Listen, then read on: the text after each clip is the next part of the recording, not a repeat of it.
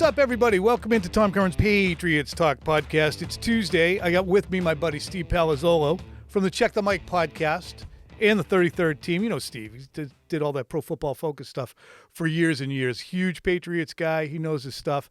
But before we get to Steve, just before I came on, we're doing this mid-afternoon on a Tuesday, I saw Greg Bedard was on with Felger and Maz. I'm in the studio here, and I saw one of the final question being posed to Greg in the Big Boy 10 questions, whatever they call them, was, are you enjoying, as a Patriots reporter, covering the team this year?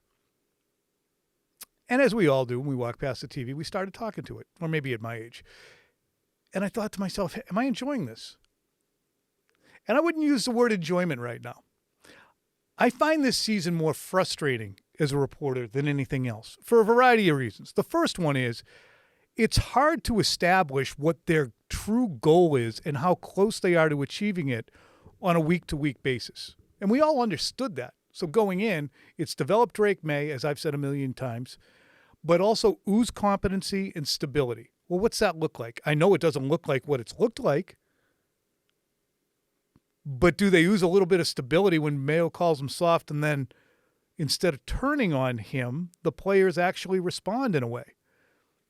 Is it oozing competency and stability when you have, and people bristle at any mention of injuries as if it's excuse-making, it's just reason-giving.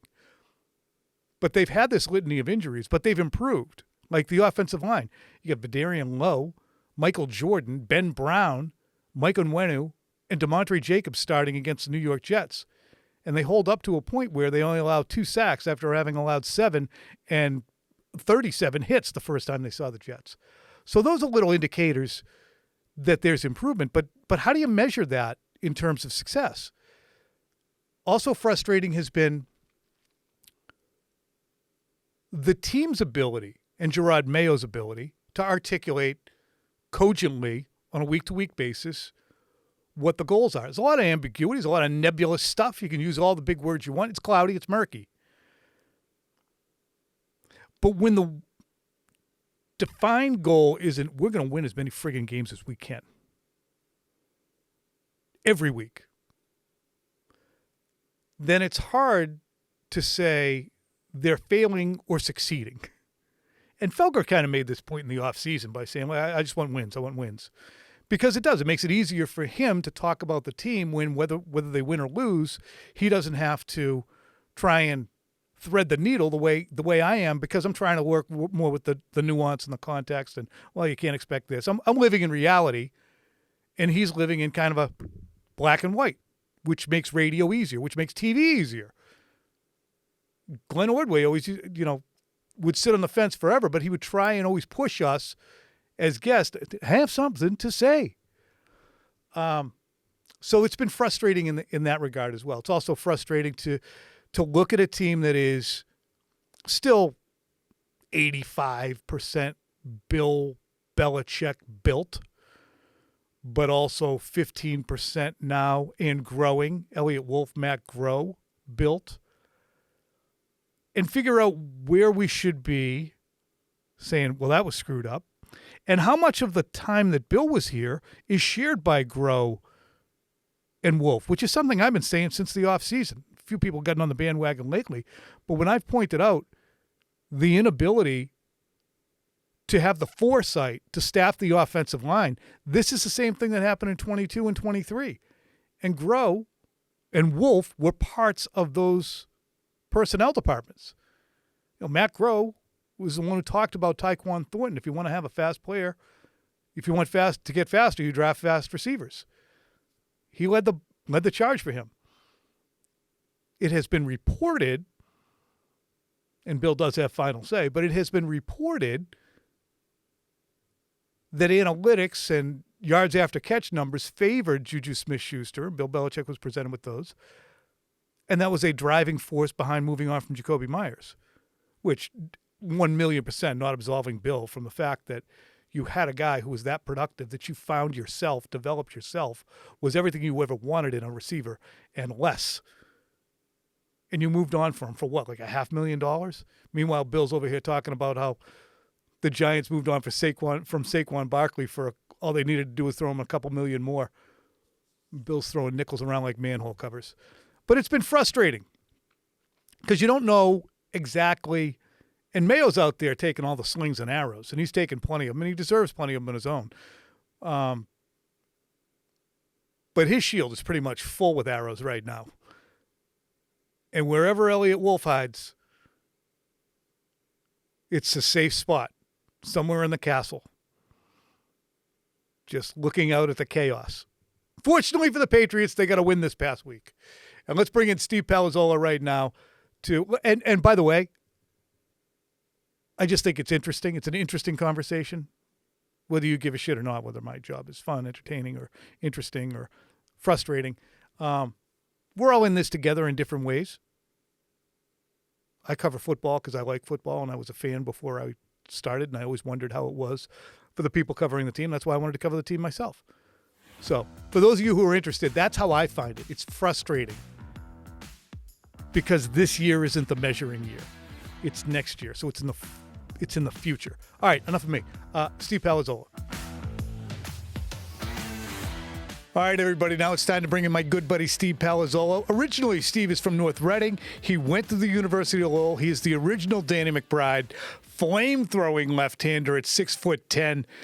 Welcome to the program. Steve, of course, is with Check the Mike podcast on the 33rd team, formerly over at Pro Football Focus, where he was a mainstay, but he's always got numbers and intel at his fingertips. What's up, buddy? Hey, thanks for having me, Tom. Always good to be back. Good deal. Listen, you having been from here and really covered the entirety of the Patriots dynasty just like I did, you have expectations for the Patriots. And while your wide receiver expectations might be low, given the Patriots' history at the spot, they're really bad right now. What are you seeing from the Patriots wideouts in terms of what they're producing on a week-to-week basis in terms of hard numbers?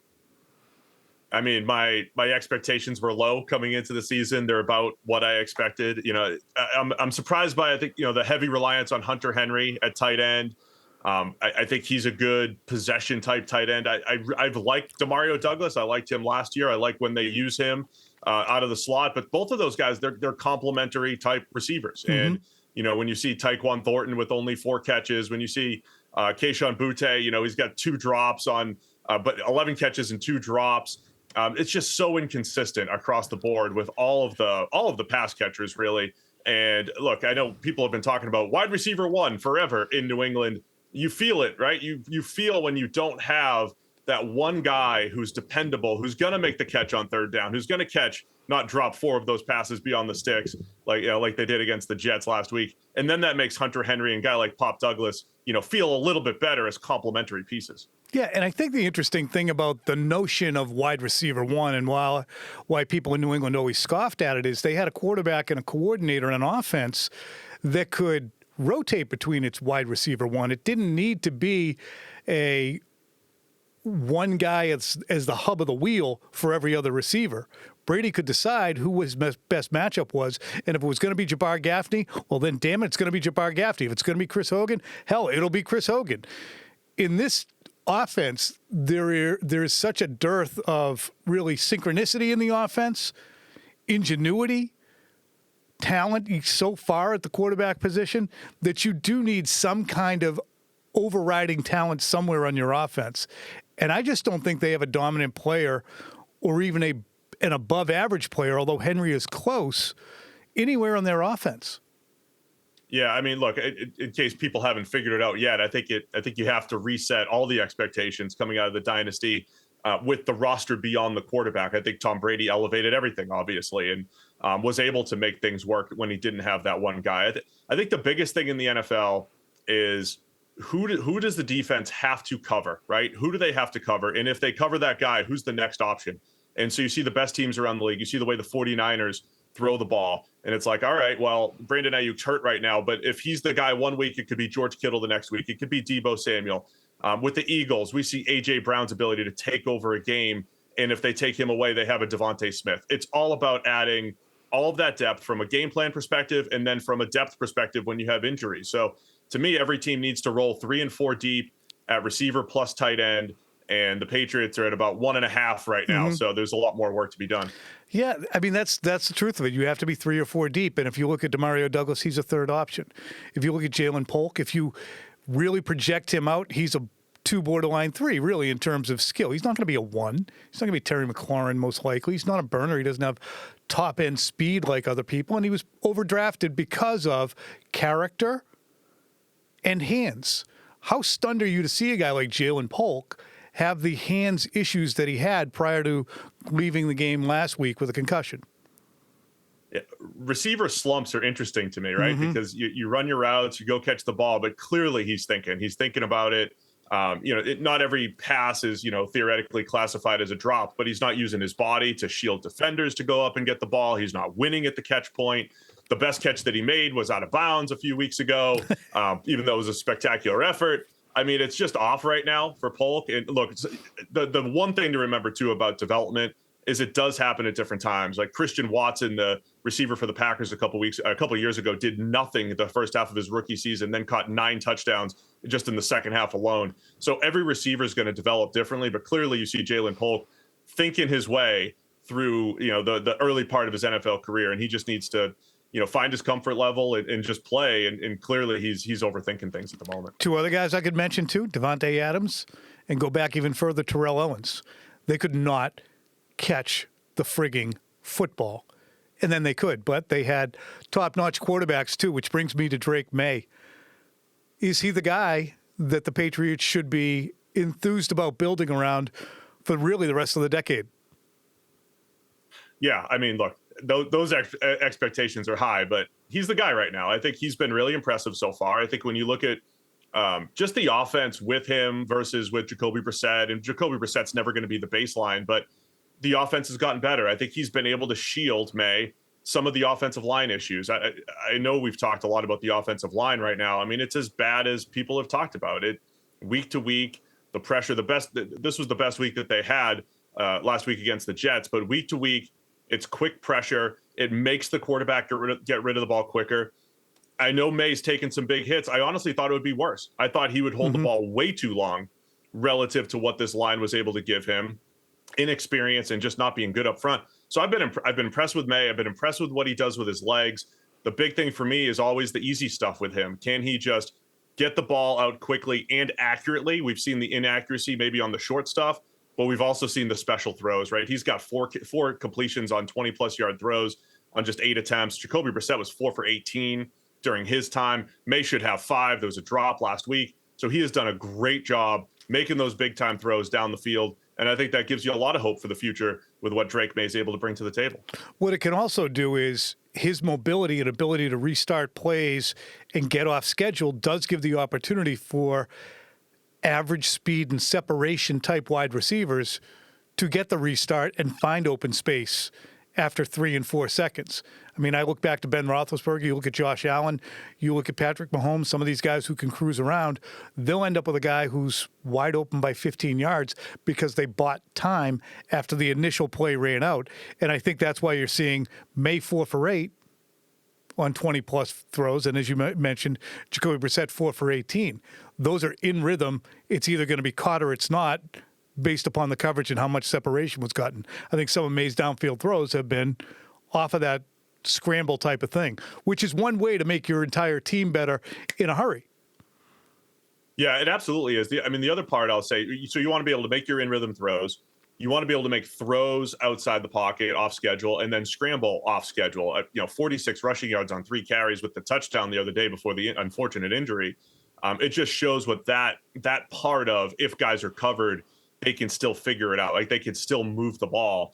Jaden Daniels is doing a great job of that with the Washington Commanders. And I'm not saying Maye is Jaden Daniels, but Daniels has such a high completion percentage right now because if guys are covered, he's just taking off and picking up 5 yards, 8 yards here and there. And just, they don't have negative plays right now in Washington. Drake Maye has that ability. Well, ideally, Drake Maye comes back, maybe not this week because it does take a while with the protocol, but comes back next week and picks up where he left off, which means he's going to be in harm's way still. Do you have any fear that he is going to be ground down to a nub in a Bryce Youngian, Sam Darnoldian, Baker Mayfieldian fashion? I think there's always that fear. There's always that fear. You mentioned some names, but then there's other names, right? I mean, Joe Burrow got beat up his rookie season, and he got hurt his rookie season, but by his second season, they're in the Super Bowl. Justin Herbert faced a lot of pressure his rookie season and got through. I think a lot of us think of the guys you mentioned, the David Carrs, taking 76 sacks with the Houston Texans. Those are the extremes. I think there's always that fear. I also, as a data guy, I go back and I wish there was data that just said do it or don't. Like just don't put them out there when you don't have a good supporting cast, or do, because the experience matters. And I don't think there's a good answer either way. I'll say this though, again, I'm impressed with how he's handled it to this point. I'm impressed with how he's elevated a team that is not good. He's elevated an offense that is not good up front, that is not good out wide, and they've looked better offensively with him. And I think that shows maybe he could do it, get through the season without any other injuries. And I've made this comparison many, many, many times. Is there a Bledsovian feel to his leadership? They're far different in terms of Bledsoe probably had a better arm. Bledsoe certainly didn't have better pocket mobility. Both really smart, but the toughness and leadership factors that both bring to really bad rosters is similar in my mind. Yeah, and again, I think that's what you're looking for is the quarterback to elevate, and he elevated UNC. You're seeing that is one of those things. I think when you look back and you say, hey, what did we miss on Patrick Mahomes? Or I know Dak Prescott's not playing well right now, but he's had a great career relative to expectations. What did you miss on Dak Prescott? It's like all those guys in college, they weren't necessarily winning national titles, but they were elevating what was there. And you saw after they left, things fell apart. And you don't have that data point ahead of time before you draft Drake Maye, but you see UNC falling apart after him, and you saw him elevate that roster and elevate that team when he was there. I think all of that is being shown right now for the Patriots. And again, in a situation that is one of the worst in the NFL when you go player for player on the offense. When you think about the combination of Alex Van Pelt, a tough wide receiver room, and Drake Maye, even though they took 2 this year, including Jalen Polk in the second round, even though Alex Van Pelt has done a pretty good job developing him, would you, if you have this diamond in the rough who's clearly talented, would you continue to kick over every stone to make the offense better? And I think most people on the face of it would say yes. But then if you do that, you're going to be changing to another offensive coordinator if you say, we're going to keep our eyes open for somebody better. Would you stay tight with Alex Van Pelt and let Drake Maye learn under him? Or would you be already, perhaps, seeking the next pretty young thing? I don't know who that guy is, right? I mean, it's very difficult like, who's to the figure Ben out. Johnson? Who's the McVay? Who's the Bobby Slotnick or whatever the hell his name is? Hey, that is former colleague of mine at PFF, Bobby Slowick. Let's get it right here. I mean, that's the only thing, right? If at the end of the season the Patriots decide they don't want to have Gerard Mayo as the head coach, then you go to your options and you say, well, Ben Johnson could be a head coach candidate. My friend Bobby Slowick could be a head coaching candidate. Former, for 2 weeks, Patriot Zach Robinson, the offensive coordinator, and also a friend over at the Atlanta Falcons, could be a head coach. I mean, that's the only way that you would do it. Is if you knew Mayo is out, I think. And if you knew that he was out and you were going to say, okay, let's go get an offensive coach and a guy that's somewhat proven. But as far as like just replace Van Pelt with another offensive coordinator who's proven, that doesn't exist right now. So I think you roll with them and, hope that they can grow together in year 2. Yeah, that's a very interesting way to look at it because, I mean, it is hard to pinpoint who is the 32-year-old that you don't know on somebody else's, who's a tight ends coach for friggin' Arizona or something that needs to be an offensive coordinator instead of Alex Van Pelt, who's already shown some good developmental skills with Drake Maye. How would you build this team next offseason as somebody who looks at all 32 and looks at the myriad ways to build a team? And I want to mention this too. Light has dawned on Marblehead. We look at the Patriots' big cachet of money. And I did this past offseason. They can get rich here. I mean, Mayo, the head coach, said, we're going to burn some cash. There was nobody to burn the cash on. Teams, as Albert Breer has pointed out, because of the influx of television money, have so much cap room that if you're a halfway decent player, teams are going to re-sign you at those critical positions of corner, edge, tackle, wideout. the good ones don't hit free agency.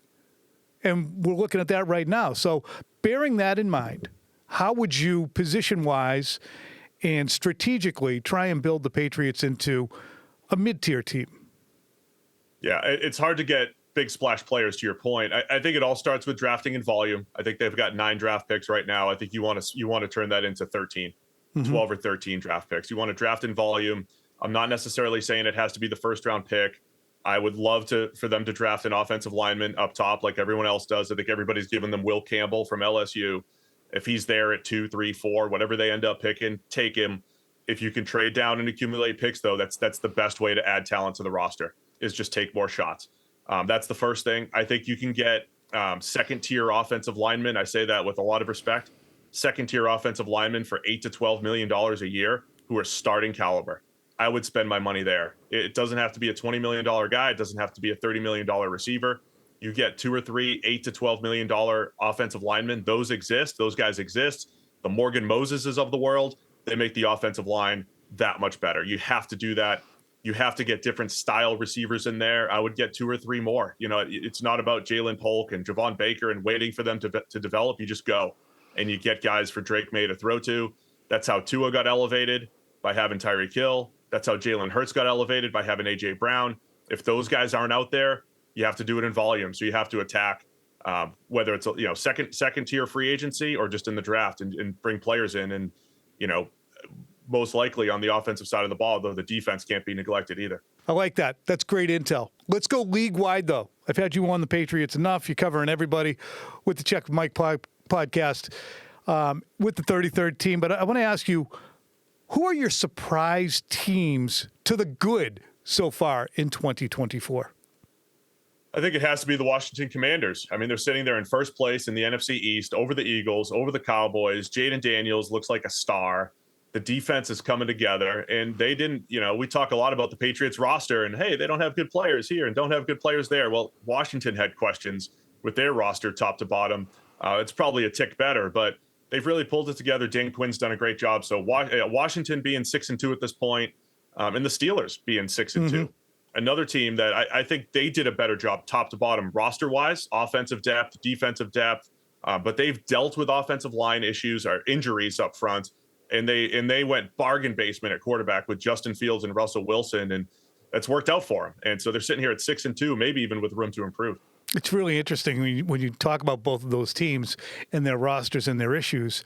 There's a cogent plan, especially in Pittsburgh, because it's the same regime, that makes it easier to plug and play in some ways. And I don't know if Russell Wilson's necessarily rejuvenated, but he looks pretty freaking good right now. Who are your biggest disappointments?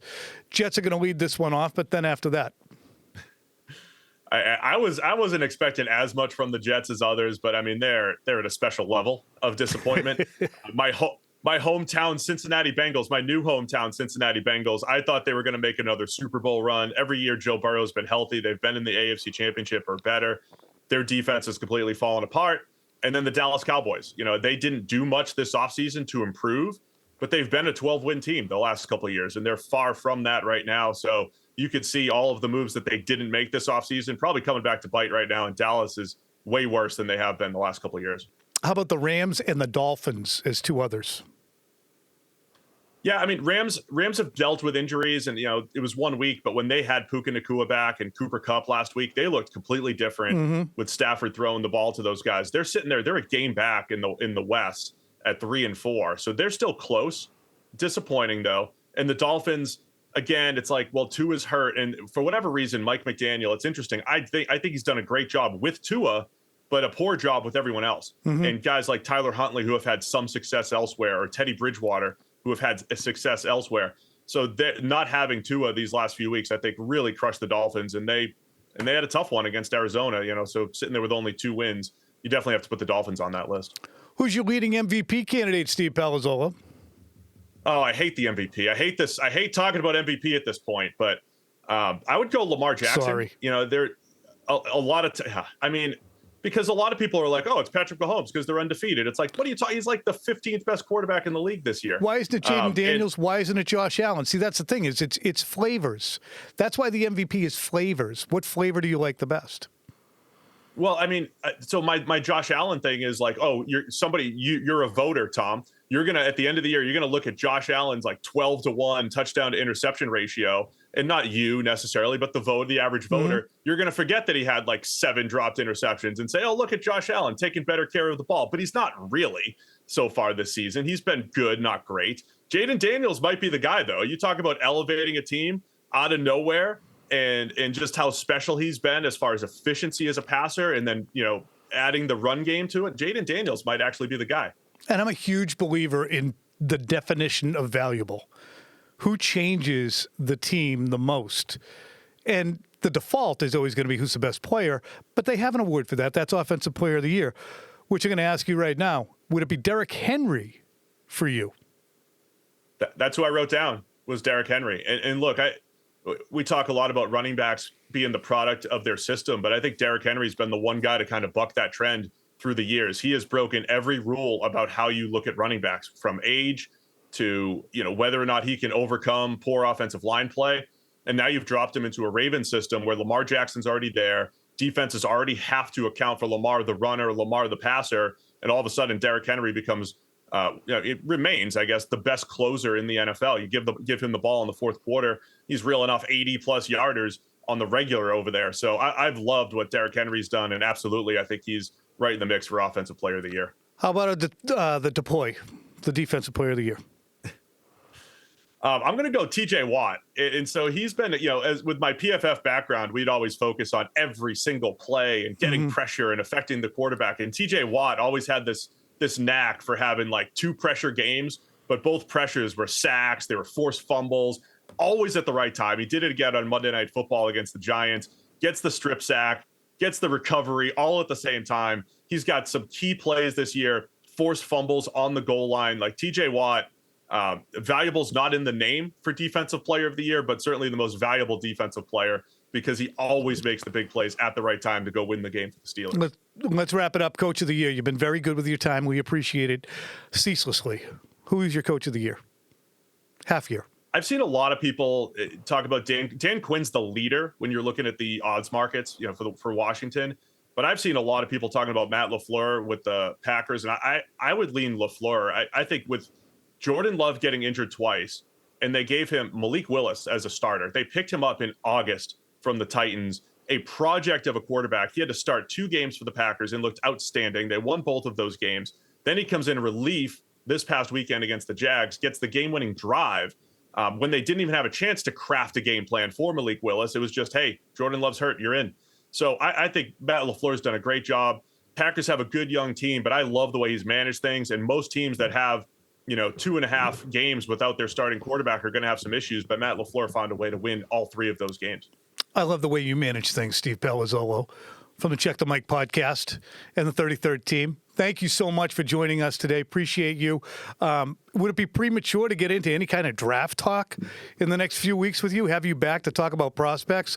Because I'm trying to figure out, is it offensive tackle, edge, corner, or wideout that the Patriots need to be browsing? I need help. Yeah, it's all of the above. It's never too early, though. I'm ready. Let's talk draft. All right, kiddo. Thanks again. Take care.